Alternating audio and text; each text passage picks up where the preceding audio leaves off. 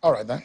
Let's get to know, at some point on the program, I'll allow you to listen to Professor Ishak Oloyede, the JAMB registrar. There were a lot of issues in the last conduct of the examination where we saw Professor Oloyede shedding a tear at the press conference over some of the glitches that have happened and the agitations over the conduct of the exam. And we've seen quite a lot of interesting things happen in examinations in the past few months in Nigeria. It brings to bear a lot of questions about the education sector in Nigeria. Tonight, attention is not starting from politics. We're starting with education, the state of education in Nigeria. There are fundamental issues in any society. Education is one of them. If you do not deal with it, you're talking about some of the biggest economies of this world. They dealt with the issue of education first, and they are where we are. They are here. I mean, they are where they are today. Let's get to talk with the chair of that investigative committee. Mr. Jack Epelle is live for all. Jake Epelle is live for us on the program tonight. Thanks so much, thank you, for joining us tonight. for having me. Yeah, it's interesting for someone like you from outside to head a committee to investigate a government body and its activities. I think Oluyode, I don't know whether we would give him international transparency award.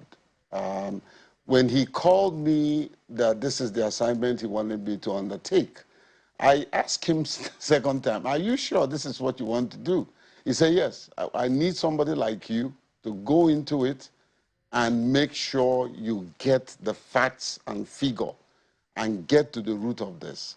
Shehu, to be honest with you, I thought it was a small assignment until I saw members of my committee, 4 vice chancellors, several other professors.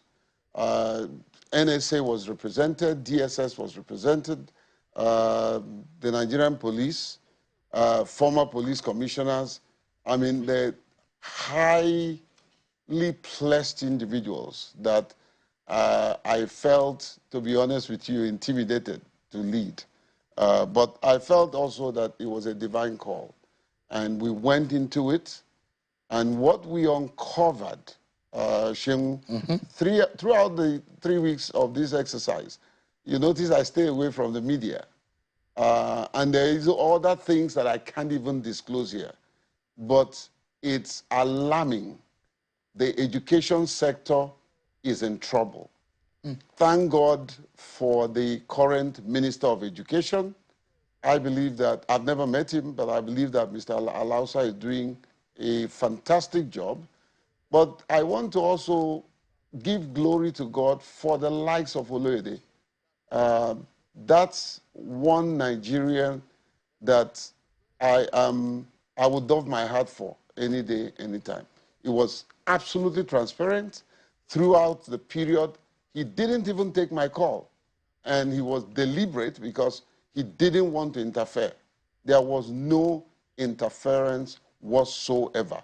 The very first time he saw the report was this morning at 9:15 when the report was handed over to him. Shehu, what we saw is mind-blowing. The manipulations, the transactions, you will see young people with a lot of technology in their hands, manipulating the system. It's amazing. And one of the sessions, I addressed the police investigating, and I said, I want to see this person in jail. Because it's not a question of investigating this and then letting people go scot-free. A lot of CBT centers are going to be shut down, their equipment taken from them, but also the owners ending up in jail. Let's get into the heart of the matter, because the way you're describing it, I'm getting worried. It's worrisome. Did you discover any issues with JAMB itself? Look, we interrogated the system. JAMB, again, Shehu, you know me. JAMB has one of the best technology. I wonder if they don't, it would have been worse. In terms of technological infrastructure, I had technology experts. I have somebody who headed Microsoft in Africa as part of my committee. The head of my investigation subcommittee is a cybercrime expert, Professor Tanko, the VC of Unijos, you know. So I had experts. We interrogated, we were allowed to look at everything JAMB is doing. But when you say that, just remember, JAMB. yeah, you say that JAMB has this expertise. Yes. But don't forget that Professor Oloyede shed a tear when there were glitches and discovered that there are internal issues which some of his staff were culpable of or were guilty of because they did not quite finish up some of the work which have been reviewed, which caused some of the issues that we saw in Lagos and in some parts of the South. Look, it wasn't, I don't speak for JAMB. I'm speaking for the report I released. Of your committee? Yes. Now, it wasn't a deliberate act. It was a more or less negligence on their part. Has anybody been disciplined for negligence that made Nigerians to spend money again for students to go back, and the kind of hell some students face in writing these exams, the torture, the mind, the psychological torture some of these students faced? You know, Professor Oloyede, many of those people are probably smelling the rod now. Prof will not condone any act that will in any way give impetus to this kind of practice. All right, let's get into it for a moment. The numbers behind the scandal. Your report says it uncovered 4,251 cases of finger blending. Yep. And 192 instances of AI-assisted impersonation in just one UTM cycle. That's only in the last UTM cycle. These are staggering numbers. Does this suggest JAMB's biometric system are fundamentally compromised? No. Because how did this happen? No. This is the age of AI. This is the age of AI. And what is going on is JAMB rolls out a state-of-the-art technology. There are people behind the scene, and these are smart young Nigerians. Yeah. You know, that I discovered a particular student in medical school in the university. Every year he goes to take JAMB. He does not take JAMB for himself, he takes JAMBs for people and get paid for it. So the system is robust, but there is a consistent conspiracy to undermine the system. Remember, every technology has its own glitches. And so, especially in this country, and that's why I am a proponent of adaptive technology. We need a technology that is adapted within our environment that speaks to issues that we're going through. I am visually impaired. I need a technology that I don't have to bury my eyes in the system to be able to see what I'm reading. We need adaptive technology. And this technology that JAMB have rolled out, you know, there are places and times where human beings, as you're rolling out the technology, there are sleepless individuals who are finding ways and means of thwarting that whole process for their own benefit. Remember, we are in the age of AI. AI is good, but it has its own bad. Do you understand, if you look at the report, 1,878 false declaration of albinism. They take the face of persons with albinism, muffle the picture, manipulate the picture, and it becomes the face of another person. And there are 192 instances of AI-assisted impersonation. Yes. So you would think that these 192 people are real people. Yes. But they are AI-assisted. They are AI-assisted, but projecting individuals who wants to take their place and take the exam and get paid by the person that is not in the hall. Guess what? 80% of these infractions are caused by parents. Parents who wants to give mark to their children that they don't deserve. And Shehu, this is my call to JAMB. The time has come to name and shame.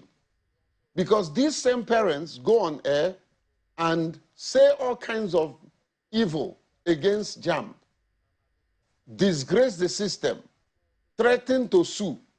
Many of them go on air with SANs. Meanwhile, by the time they start interrogating, they start begging Oloyede. It has happened. We saw the cases. So I asked the question, right?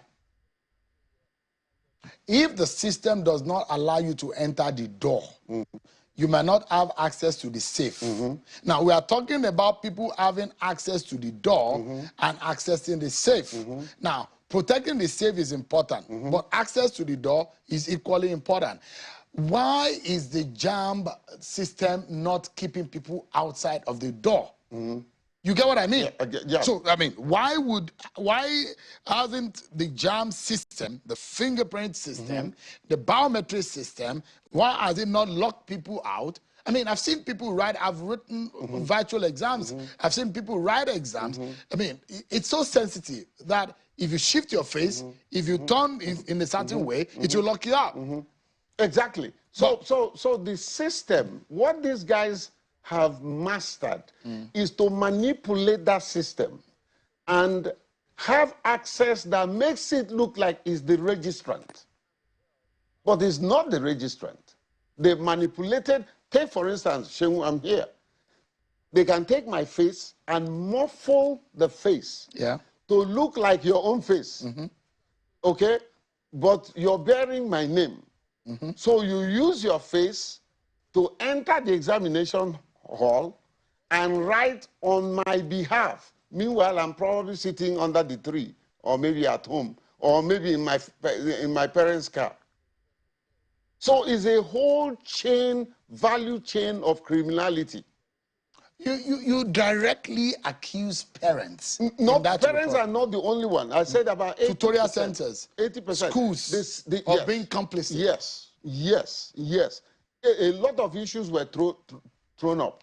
You know, even schools, some faith-based schools. So I like to ask you, Mr. Epelle, beyond what could look like anecdotal blame in all of these involving parents, schools, tutorial centers, what hard evidence links these actors to the fraud, and how should they be held accountable? Do we have hard evidence? Possibly.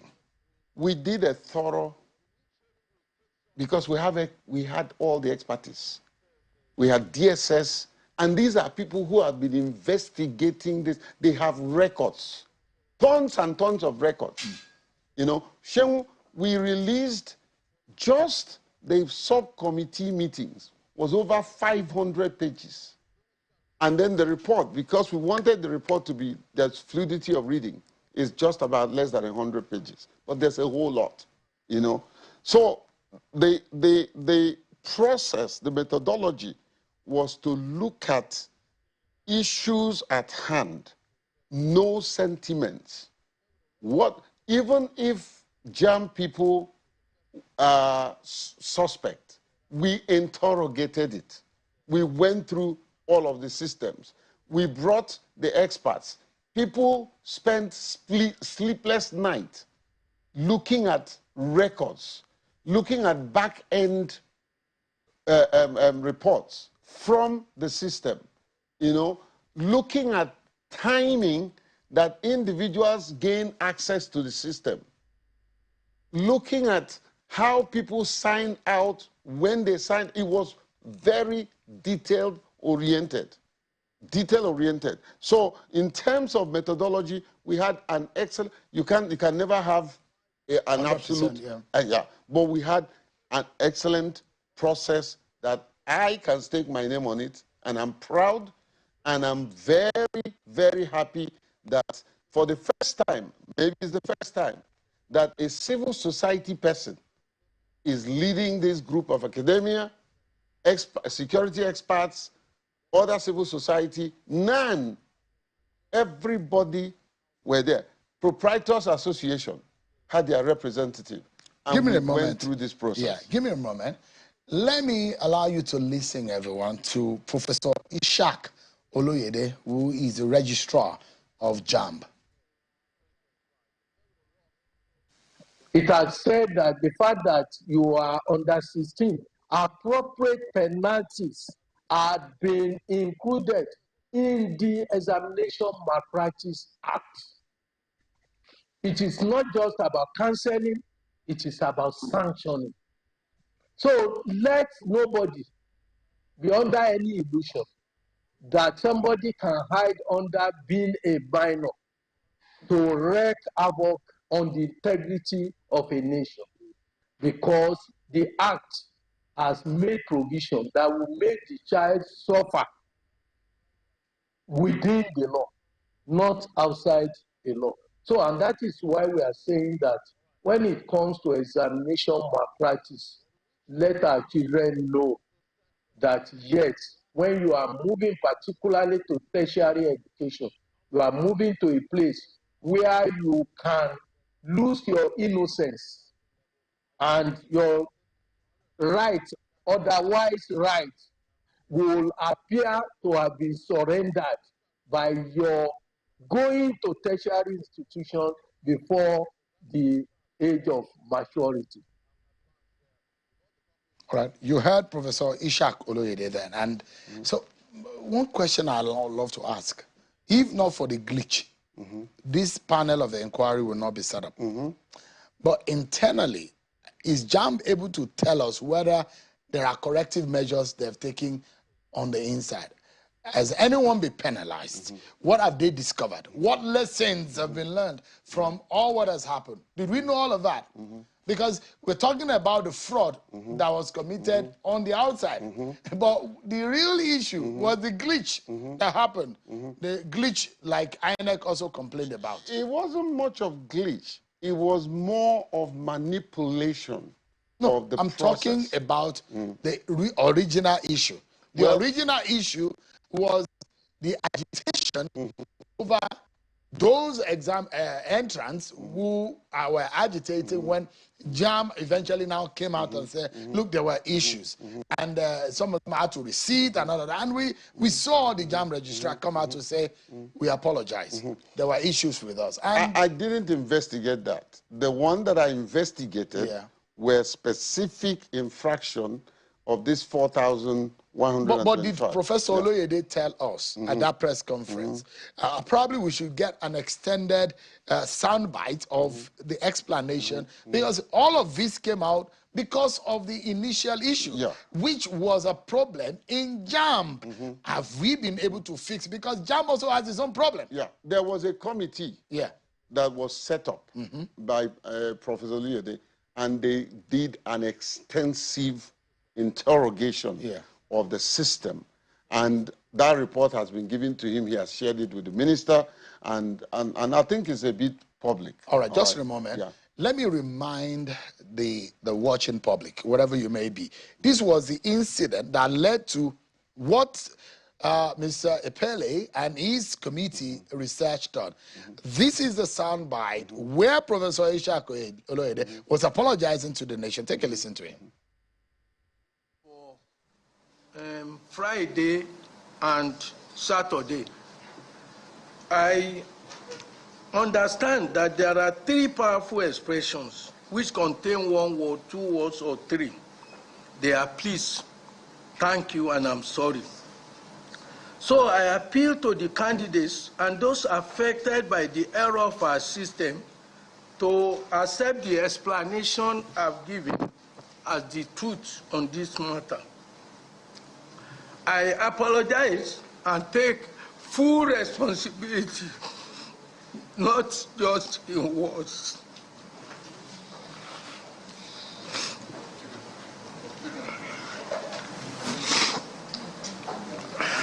I want to say a big thank you to all of you, and may God bless us all. That was the instance that led to all of this. There was an yes. internal, majorly, Mr. Epelle. This was the public outrage that led to it. So the question is, which is an absolute transparent leadership. Yeah, I mean, public officers never come out to apologize in Nigeria. Exactly, and will not let out their emotion in absolute repentance and willingness to correct the error. Oluyede, I am totally, absolutely in love with him for saving Nigerians. That's the only way I can put it. But if you allow me, Shemu, I can read you the terms of reference that we focused. You know, one, identify the method, pattern, tools, and technology used in perpetrating infractions. Two, review existing examination and regulation policies. Three, determine the culpability of the 6,458 suspected candidates. Four, recommend sanction where culpability was established. Five, propose a proactive framework for detection, deterrence, and prevention of future infraction. Six, consider and advise on other incidental issues. This is a summary of our TOR, and we focused on every one of them. And I can tell you our key findings. Yeah. So I'd like you to summarize it because we need to close now. Yeah. What is the way forward, what you found out, and the way forward? Way forward. Ensure that we take hold of our technology ecosystem to ensure that people don't break into it. Number two, get some of these boys. They are out there. Shemu, you'll be amazed how much some of these young boys that have been doing. I interrogated one of them. He's been there since 2013. And he came telling me, oh, by the grace of God. I said, shut up. Don't bring God into this. You know. So the way forward, the major way forward, Shemu, I think we made that recommendation. Detection, deployment of AI-powered biometrics. Two, deterrence. Cancel results of confirmed fraudulent candidates. I'm just giving you a pip. Prevention. Strengthen mobile-first self-service platform. This one is very important. Legal reforms. Amend the JAMB Act and the Examination Malpractice Act to recognize biometrics and digital fraud and provide a legal unit within JAMB. Cultural reorientation. There's a need to launch an integrity-first campaign. Special measures for minors, you know, those under 18. All right. And I dare say, I think coming into your studio, I remember that there's one institution we need to focus on, and that's the traditional institution. We need, because they are the one that can call these parents to their palaces and interrogate them and be able to bring out these children so that anyone that is found guilty will face the law. All right. Mr. Jack Epelle, thank you so much. It's a pleasure having you. Thank you. And I just wish our nation the best in all of this. Thank you so much. The soul of education is in trouble. And we need you and I, the current minister, the likes of you, to rescue it. Thank you. Thank you.